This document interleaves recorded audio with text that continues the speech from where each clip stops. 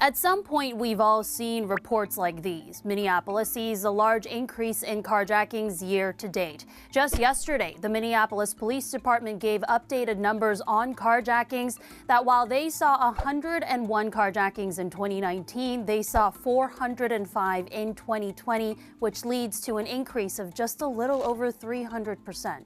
Minneapolis is not alone in this. Chicago, according to the Chicago Tribune, saw more than 1,400 carjackings in all of 2020, which is more than double the figures from 2019 and the highest since 2001. New Orleans, according to our sister station WWL, saw 232 carjackings last year compared to an average of about 122 per year over the previous 4-year period, leading to about a 90% increase. I reached out to Minneapolis Police spokesperson John Elder for some clarification here at home. He said that Minneapolis, along with several other major metropolitan cities, did not have a separate code to track carjackings. He says only recently, actually in September of last year, did they decide to file carjackings in their separate categories.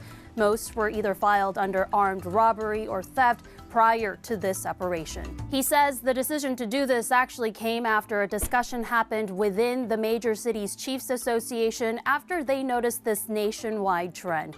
That being said, carjacking incident increases are difficult to track. Many cities do keep records of motor vehicle theft, which doesn't necessarily mean the victim violently had their car taken from them. But motor vehicle theft numbers were up too. For example, in Milwaukee, they saw a 29% increase from 2019 to 2020.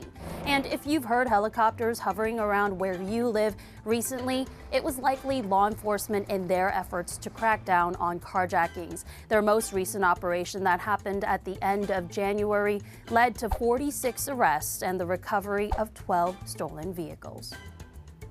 Thank you, Sharon. Always trying to give context to these types of stories and to let you know this is happening, unfortunately, nationwide.